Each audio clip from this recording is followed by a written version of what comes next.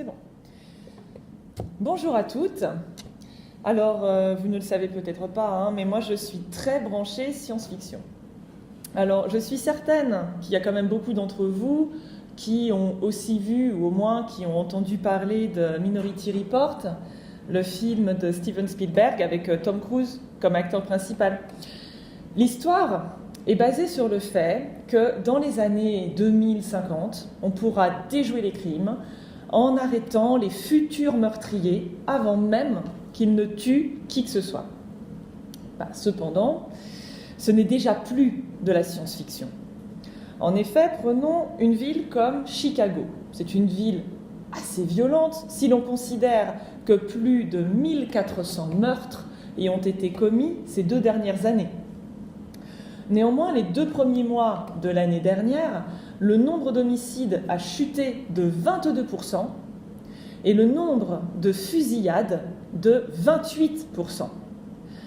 Une des raisons qui a été invoquée pour expliquer cette baisse est l'utilisation de la big data par les forces de police de Chicago.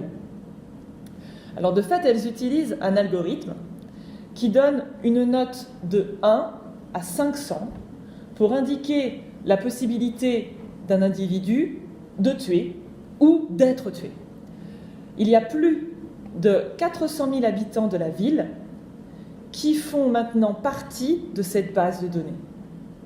Si vous avez un score des plus élevés, si vous vous approchez dangereusement des 500, votre nom va s'inscrire automatiquement dans une liste noire. Alors pour vous attribuer cette note de 1 à 500, l'algorithme prend en compte des questions évidentes de type est-ce que vous avez déjà des précédentes attaques à main armée dans votre casier judiciaire? Quel était votre âge lorsque vous avez été arrêté pour la première fois? Et est-ce que vous avez déjà été coupable ou non de possession illégale de drogue? Mais l'algorithme prend également en considération des éléments qui ont l'air moins logiques. Par exemple, est-ce que l'individu est un enfant du divorce? Si oui, quel âge avait-il lors du divorce de ses parents?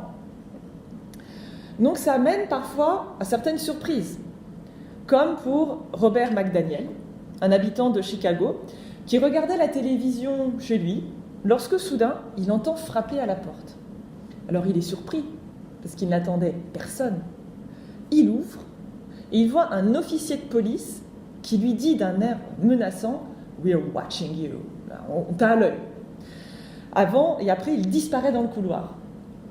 Alors Robert McDaniel a appris par la suite qu'il avait atterri sur la liste noire, ça veut dire qu'il était proche de 500 en termes de notes, alors qu'il était simplement coupable de délits mineurs qu'il avait commis pendant sa jeunesse, par exemple possession de marijuana. Et aussi, le problème, c'est qu'il connaissait des gens qui, eux aussi, lorsqu'ils étaient jeunes, avaient vendu de la drogue. Mais c'est tout. Et ça ne semble quand même pas suffisant pour dire que ce Robert McDaniel représente une menace pour la société. Donc c'est ainsi qu'on a pu voir que la big data avait des failles. Un autre problème, c'est l'opacité du système. Personne ne sait qui fait partie de cette liste noire et qui est parmi les 400 000 personnes qui ont été notées par l'algorithme.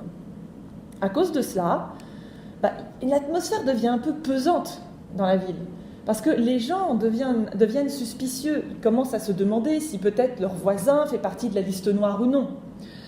Et en outre, l'algorithme n'est pas entièrement objectif parce qu'il est basé sur des données qui ont été produites par des humains. Et le problème, c'est que les humains ne produisent pas des données objectives. Ainsi, l'algorithme a tendance à attribuer une note de menace potentielle plus élevée aux individus noirs qu'aux blancs. Même l'algorithme est raciste. Mais il n'y a pas que la police qui emploie ce type d'algorithme. La justice aussi. En février 2013, dans le Wisconsin, Eric Loomis a été arrêté pour conduire un véhicule qui avait été utilisé pendant une fusillade et pour avoir essayé de fuir lorsque l'officier de police a voulu l'arrêter. Et pendant son procès, Éric Lemiss a plaidé coupable pour délit de fuite et conduite d'un véhicule sans l'autorisation du propriétaire. Mais le juge a décidé que les crimes de Lemiss méritaient 6 ans d'emprisonnement. C'est énorme pour le crime qu'il a commis. Il y a une immense disproportion. Mais ceci dit, la longueur de cette peine de prison n'a pas simplement été déterminée par le casier judiciaire de Lemiss, mais également par la note que lui a donnée un algorithme créé par l'entreprise North Point qui s'appelle Compass. Cet algorithme affirme pouvoir prédire les risques individuels de récidive. Le problème, c'est que Compass a jugé, donc l'algorithme, a jugé que Lemiss avait de forts risques de récidive. Et c'est pour ça qu'il a écopé de 6 ans de prison. Lemiss a fait appel devant la Cour suprême, mais la Cour suprême l'a débouté et a confirmé la peine de 6 ans de prison. De nos jours, il y a les juges d'au moins 10 États américains qui utilisent Compass pour les aider à prendre des décisions. Et d'après le Centre national des tribunaux d'État, cela a 2 avantages majeurs. Premièrement, cela permet aux juges de ne pas simplement se baser sur leur ressenti et leur intuition, mais plutôt sur la logique d'un algorithme qui va également permettre de normaliser les pratiques. Deuxièmement, ça coûte moins cher à la société de ne pas condamner à des peines de prison, voire de relâcher les criminels qui présentent de faibles risques de récidive, et Compass aide à déterminer ces risques de récidive. Mais cependant, comme on l'avait déjà vu auparavant, le système a ses défauts. En effet, il est difficile de pouvoir obtenir avec justesse la probabilité de récidive d'une personne en particulier lorsque le big data se base sur des grands groupes statistiques. Comment passer de l'analyse d'un groupe à l'analyse d'un individu en utilisant les mêmes outils? Ça a l'air difficile. Un algorithme se base sur des facteurs extérieurs qui peuvent entraîner la récidive, mais ne prend absolument pas en compte le libre arbitre de la personne. Quelqu'un qui a commis un crime n'est pas entièrement déterminé par son environnement et peut choisir d'enfreindre à nouveau la loi ou non. Et de fait, il y a une enquête de ProPublica, une organisation à but non lucratif spécialisée dans le journalisme d'investigation, qui a montré, lors d'une étude, que Compass n'avait pas réussi à évaluer correctement la probabilité de récidive dans 37% des cas. Alors 37%, ça peut paraître peu, mais lorsque quelqu'un risque de passer plus de temps en prison à cause d'une erreur de Compass, 37%, tout de suite, ça devient beaucoup, là.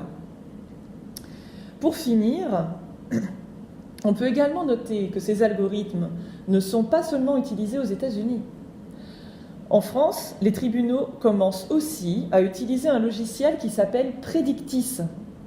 En se basant sur des centaines de milliers de décisions déjà rendues, le logiciel calcule par exemple vos chances de gagner dans une procédure et prédit le montant des indemnités que vous pouvez espérer toucher.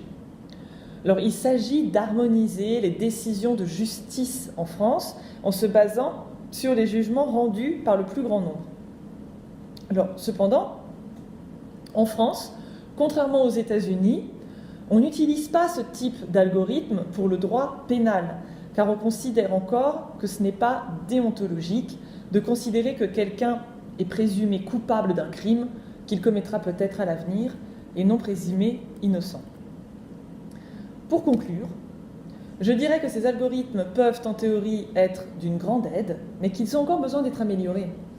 Il faut limiter leur risque d'erreur.